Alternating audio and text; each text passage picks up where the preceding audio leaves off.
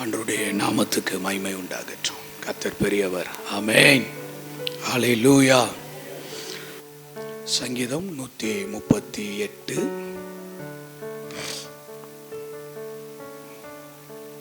மூன்றாவது வசனம். நான் கூப்பிட்ட நாளிலே எனக்கு மறு உத்தரவு அருளினீர். என் ஆத்துமாவிலே பலன் தந்து என்னை தைரியப்படுத்தினீர். ஆமென் சொல்லுங்க. ஹல்லேலூயா. ஆண்டவருடைய சமூகத்தில் கடந்த சில மாதங்களாக, குறிப்பாக சொல்லப்போனால் 10வது மாதத்திலிருந்து 10வது மாதம், 11வது மாதம், 12வது மாதம், இந்த 3 மாதங்கள் ஆண்டவருடைய சமூகத்தில் இந்த வருஷத்துக்காய் அப்படியே தேவனுடைய சமூகத்தில் காத்திருந்த பொழுது ஆண்டவர் என்னுடைய இருதயத்தில் கொண்டு வந்து வைத்த அவருடைய ஒரு வார்த்தை சங்கீதம் 138:3. ஆண்டவர் இன்றைக்கு நமக்கு சொல்லுகிற அவருடைய வார்த்தை, இந்த வசனத்தின்படி ஆண்டவர் நம்மளை இந்த வருஷம் நடத்த போகிறார். ஹல்லேலூயா, ஹல்லேலூயா. இந்த வசனத்தின்படி ஆண்டவர் நம்மளை ஆசீர்வதிக்க போகிறார். இந்த வசனத்தின்படி ஆண்டவர் நம்முடைய ஜெபத்திற்கு பதில் தரப்போகிறார். ஆமென். ஹல்லேலூயா. ஆண்டவருடைய வார்த்தை சொல்லுகிறது. இந்த வார்த்தையை தாவீது சொல்றார். இந்த தாவீது யாரு அப்படின்னா, தான் வாழ்நாள்ல எல்லாம் தேவனுடைய சித்தத்தை தனக்கு வாழ்க்கையாக்கி வாழ்ந்த ஒரு மனிதன் அப்படின்னு மற்ற மனிதர்கள் சொல்லல. ஆண்டவரே சொன்னாரு தாவீதை குறித்து, தாவீது என் இருதயத்துக்கு ஏற்றவன், எனக்கு சித்தமானதை எல்லாம் செய்வான். நம்மளை குறித்து நம்ம சொல்றது ஒண்ணு இருக்கு, நான் அப்படிப்பட்ட ஆளு, நான் இப்படி ஜெபிக்கிற ஆளு, நான் இப்படி ஊழிய செய்கிற ஆளு அப்படின்னு நம்மளை குறித்து நம்ம சொல்றது ஒண்ணு இருக்கு. ஆனா நம்மளை அழைத்த ஆண்டவர், நம்மளை தெரிந்து கொண்ட ஆண்டவர், அவரு சொல்றாரு பாருங்க, அதுதான் காலங்கள் கடந்தாலும் அது அப்படியே நிலைச்சு நிற்கும். என்ன சொல்றீங்க? நான் இப்ப என்ன சொல்றேன் உங்களுக்கு அப்படின்னா, நம்மளை குறித்து கர்த்தர் சொல்லணும். நம்மளை குறித்து கர்த்தர் சொல்லணும். என்ன சொல்லணும்னா, அவர் நம்மளை குறித்து சாட்சி கொடுக்கணும்.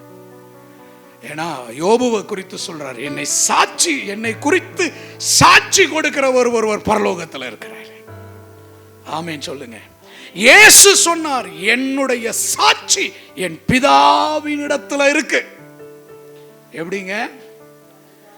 ஆமா, ஒரு கூட்டம் சொல்லுது பிசாசின் தலைவன் அப்படின்னு இயேசுவை சொல்லுது. பிசாசின் ஆவியினாலே நீ பிசாசை துரத்துற அப்படின்னு சொல்லுது. அவர் மதிமயங்கி போயிருப்பார் அப்படின்னு சொல்லுது. ஆனா ஆண்டவர் சொல்றாரு, என்னை குறித்து சாட்சி கொடுக்கிறவர் பரலோகத்தில் இருக்கிறார்.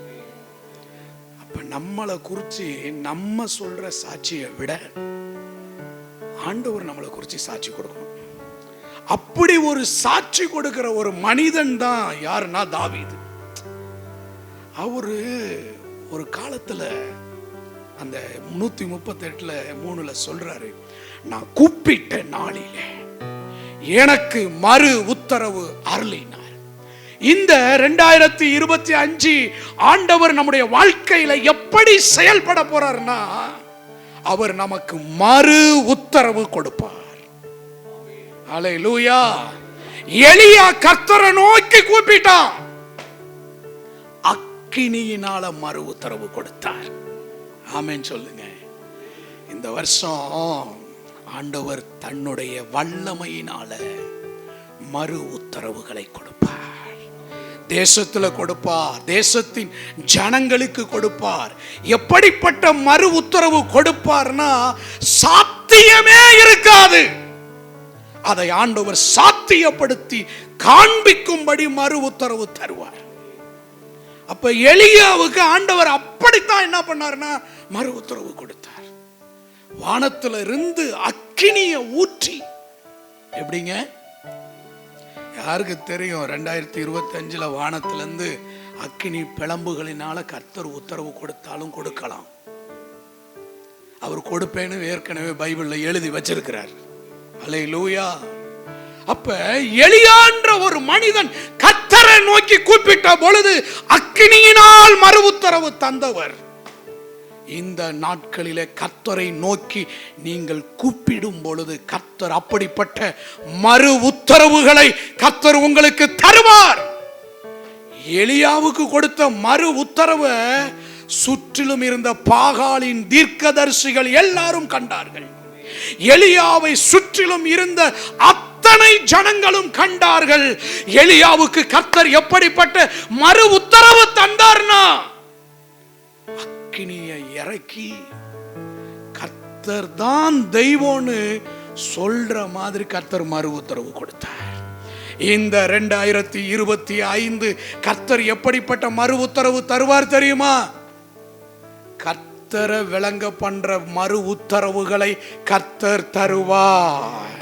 கர்த்தர் தன்னை தேசத்துக்கு வெளிப்படுத்துகிற மறு உத்தரவுகளை தருவார்.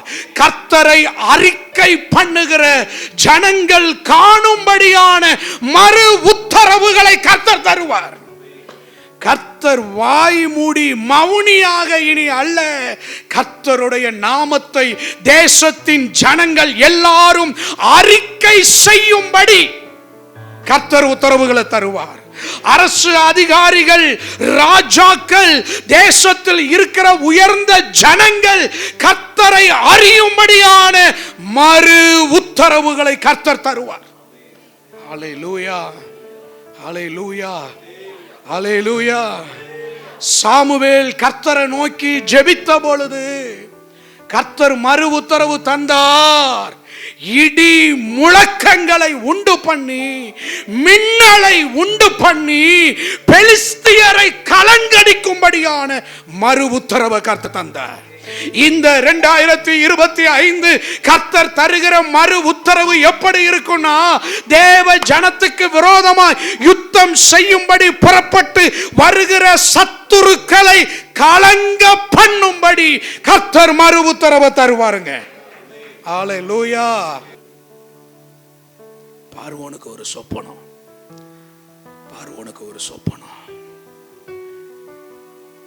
7 மாடுகள். எகிப்தில் அவனுக்கு ஒரு சொப்பனம். அந்த சொப்பனத்துக்கான அர்த்தத்தை ஒரு ஆளாலையும் சொல்ல முடியல. 7 வருஷம் செழிப்பு, அடுத்த 7 வருஷம் அழிவு. அந்த சொப்பனத்துக்கு அடையாளம் தான். இப்ப இந்த சொப்பனத்தை விளக்கி சொல்லுவதற்கு, இந்த சொப்பனத்தினுடைய அர்த்தத்தை சொல்லுகிறதுக்கு யோசேப்பு பார்வோனுக்கு முன்னாடி வந்து நிற்கிறான். ஆமென் சொல்லுங்க. இந்த வருஷம் கர்த்தர் தம்மால் தெரிந்து கொள்ளப்பட்ட தேவ பிள்ளைகளை தேசத்தில் இருக்கிற ராஜாக்களுக்கு முன்பு, அதிகாரம் படைத்தவர்களுக்கு முன்பு, அடிமையாய் தேசத்தில் இருந்தவர்களை தேவன் சிங்காசனத்துக்கு முன்பாக போய் நின்று வாய் திறந்து உத்தரவுகளை சொல்லும்படி கர்த்தர் மறு உத்தரவு தருவார். யாருக்கு தெரியும்? உங்களை கூட சிஎம்க்கு முன்னாடி கர்த்தர் கொண்டு போய் நிறுத்தலாம். ஆமா, பிரைம் மினிஸ்டருக்கு முன்னாடி கொண்டு போய் உங்களை நிறுத்தலாம். நீங்க அதுக்கு தகுதியா இருந்தா, அதுக்கு ஆயத்தமா இருந்தா, அதுக்கான கிரயத்தெல்லாம் செலுத்தி இருந்தா ஆண்டவர் கொண்டு போய் உங்களை நிறுத்தலாம். இப்ப இந்த சொப்பனத்தை எல்லாம் கேட்ட யோசேப்பு சொல்றான், கர்த்தர் பார்வோனுக்கு மங்களகரமான உத்தரவு அருளுவார். இந்த வருஷம் ஆண்டவர் தேவ ஜனங்களுக்கு மங்களகரமான உத்தரவுகளை கர்த்தர் அருளுவார். உங்க வீட்டுக்குள்ள மங்களகரமான உத்தரவுகளை கர்த்தர் அருளுவார். உங்கள் ஊழியங்களிலே மங்களகரமான உத்தரவுகளை கர்த்தர் அருளுவார். கருக்களாய் இருக்கிறத யாராலும் விளக்கி சொல்ல முடியாதவைகளை நீங்கள் புரிந்து கொள்ளவும் விளங்கி கொள்ளவும் அதை விளக்கி சொல்லும்படியான மங்களகரமான வார்த்தைகளை கர்த்தர் உங்கள் நாவிலே வைத்து அந்த உத்தரவை தருவார். ஆமென். பக்கத்தில் அவரோட பக்கத்தில் இருக்கவங்களை பார்த்து சொல்லுங்க, கர்த்தர் இந்த வருஷம் உங்களுக்கு மங்களகரமான உத்தரவு தருவார். ஆமா, ஹல்லேலூயா, ஹல்லேலூயா. நல்ல செய்திகள் உங்களை தேடி வரும். நல்ல செய்திகள் உங்க வீட்டை தேடி வரும். நல்ல செய்திகள் உங்கள் குடும்பத்தை தேடி வரும். நல்ல செய்திகள் உங்கள் பிள்ளைகளை தேடி வரும். பார்வோன் கண்ட சொப்பனத்தை கண்டு அவன் ஆவியில கலங்கி போயிருந்தான். ஒருவேளை நீங்கள் கூட இந்த நாட்களிலே உங்களுடைய ஆவியில கலங்கி போயிருக்கலாம். வீட்டுக்குள்ள நடக்கிறது, ஊழியத்துல நடக்கிறது, தனிப்பட்ட வாழ்க்கையில நடக்கிறதுல அப்படியே பயந்து போயிருக்கலாம். ஆனா ஆண்டவர் சொல்றாரு, பயப்படுற மாதிரி இல்ல, மங்களகரமான உத்தரவுகளை கர்த்தர் தருவார். ஹல்லேலூயா, ஹல்லேலூயா. உங்களுக்கு கர்த்தர் செழிப்பின் நாட்களை தருவார். நான் ரொம்ப நாட்களுக்கு பின்பு உச்சரிக்கிற ஒரு வார்த்தையை ஆவியில என் நாவல பரிசுத்த ஆவியானவர் வைக்கிற ஒரு வார்த்தை, செழிப்பின் நாட்களை தருவார். அல்லேலூயா. அது உங்களை உயர்த்துவதற்கான வார்த்தைகளாய் கர்த்தர் தருவார். கர்த்தர் மங்களகரமான உத்தரவு அருளுவார். அல்லேலூயா, அல்லேலூயா. கர்த்தர் ஒரு காரியத்தை உங்க வாழ்க்கையில செய்யறாருன்னா அது உங்களுக்கு மங்களகரமாகத்தான் இருக்கும். அல்லேலூயா. பார்வோன் கண்ட சொப்பனம் அவனை ரொம்ப திகிலடைஞ்சு பயந்து வச்சிருந்துச்சு. ஏன்னா கண்ட சொப்பனம் அப்படி. இந்த 2025க்காக நீங்க கண்ட சொப்பனமோ இல்லை உங்களுக்கு வந்த சொப்பனமோ கர்த்தர் கொடுத்தாரோ இல்லை தொல்லையின் திரட்சியினால வந்துச்சு, அதை வேற கொஞ்சம் யோசிக்கணும். ஆமேன்னு சொல்லுங்க. பக்கத்தில் இருக்க கையை அப்படி சொல்லுங்க, சொப்பனம் எல்லாம் கர்த்தர்கிட்ட இருந்து வந்துச்சுன்னு நினச்சிக்கிட்டு இருக்காதீங்க. தொல்லையினால கூட வரும், தொல்லையின் திரட்சினால கூட வரும். ஆமா, அது தொல்லையின் திரட்சினால வந்திருந்தாலும் சரி, அதுல கர்த்தர் மங்களகரமான உத்தரவை கர்த்தர் தருவார். ஹல்லேலூயா, ஹல்லேலூயா. அதனால இந்த வருஷத்தை குறிச்சோ இந்த நாட்களை குறிச்சோ ஐயோ எப்படி இருக்கும், எல்லாமே கர்த்தருடைய கையில இருக்கு. அப்ப கர்த்தர் மங்களகரமான உத்தரவுகளை தருவார். அதனால இது எப்படி இருக்கும் அப்படின்லாம் யோசிக்காதீங்க. எது எப்படியா இருந்தாலும் கர்த்தர் தேவ பிள்ளைக்கு வெளிச்சமா இருப்பார். இந்த 2025 எது எங்க எப்படி நடந்தாலும், எவ்வளவு விலைவாசி ஏறினாலும், பால் விலை ஏறினாலும், அரிசி விலை ஏறினாலும், எல்லாம் எது எவ்வளவு விலை ஏறினாலும் சரி, கர்த்தர் தம்முடைய பிள்ளைகளுக்கு அவர் வெளிச்சமா இருப்பார். அல்லேலூயா. அங்க பார்வோன்ட்ட யோசேப்பு சொல்லும் பொழுது சொல்றான், இந்த காரியம் தேசத்துல கர்த்தரால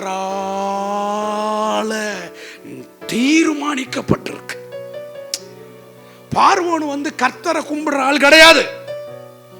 பார்வோனு கர்த்தரை கும்பிடுற ஆள் கிடையாது. அப்ப கர்த்தரை கும்பிடாத ஒரு மனுஷனுக்கு கர்த்தர் சொப்பனத்துல வெளிப்படுறாரு. ஆமா, அல்லேலூயா.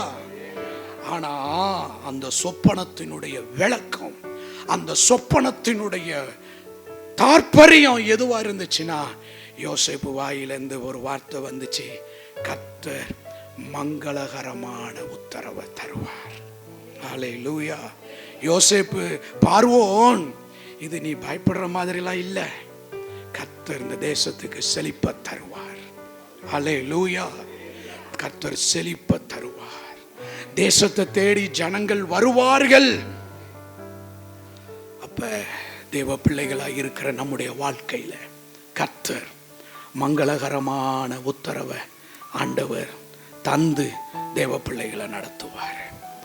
மெயினா இந்த மங்களகரமான உத்தரவு யாருக்காக வந்துச்சுன்னா யோசேப்புக்காகத்தான் வந்துச்சு, வேற யாருக்காகவும் இல்லை, யோசேப்புக்காகத்தான் வந்துச்சு. இந்த மங்களகரமான காரியத்தை கர்த்தர் எகிப்துல செய்யறதுக்கு காரணம், அங்க ஒருத்தன் சிறுமைப்பட்டிருக்கிறான், அங்க ஒருத்தன் அடிமைப்பட்டிருக்கிறான், அங்க ஒருத்தன் விற்கப்பட்டு இருக்கிறான். அவன் தேவனால் தெரிந்து கொள்ளப்பட்டவன், அவன் தேவனால் அழைக்கப்பட்டவன், அவன் தேவனால் அபிஷேகிக்கப்பட்டவன். அவனுடைய சிறையிருப்பை மாற்றுவதற்காகத்தான் கர்த்தர் மங்களகரமான உத்தரவை தந்தார். உங்கள் சிறையிருப்பை மாற்றுவதற்காக, உங்களுடைய அடிமைத்தனத்தை மாற்றுவதற்காக, உங்களுடைய நெருக்கப்படுகிற நிலையை மாற்றுவதற்காக இந்த 2025 கர்த்தர் மங்களகரமான உத்தரவுகளை தருவார். இப்ப யோசேப்புக்கு தான் என்ன ஆச்சுன்னா, சொப்பனம் நிறைவேற தொடங்கிறதுக்கு முன்னாடியே அவனுடைய அட்மாஸ்பியரை எல்லாம் கர்த்தர் என்ன பண்ணிட்டாரு, சொப்பனத்தை சொல்றதுக்கு முன்னாடியே சிறைச்சாலைக்குள்ள இருக்கிறான் ஒருத்தன் வந்துறான், அவனை சவரம் பண்ணி அவனுடைய வஸ்திரத்தை மாத்தி இப்ப எங்க கொண்டு போய் நிப்பாட்டுறான், பார்வோன்ட்ட நிப்பாட்டுறான். சொப்பனத்துக்கு விளக்கம் சொல்லியாச்சு, சொப்பனம் இன்னும் நிறைவேறல. ஆனா யோசேப்புக்கு என்ன வந்துருச்சுன்னா, பார்வோன் கையில இருந்த மோதிரம் வந்துருச்சு. பாத்தீங்களா, மோதிரனாலே ஒரு அல்லேலூயா. சரப்பணி வந்துருச்சு, 2வது ரதம் வந்துருச்சு, பார்வோனுடைய வீடு வந்துருச்சு. ஆமென் சொல்லுங்க. கவனிங்க, மங்களகரமான உத்தரவை வாயில ஸ்டார்ட் பண்ணாம பாருங்க, இப்ப அவனுக்கு எல்லாம் மங்களகரமா வந்துருச்சு. அல்லேலூயா. சரி, ஆண்டவருக்கு மகிமை உண்டாகட்டும்.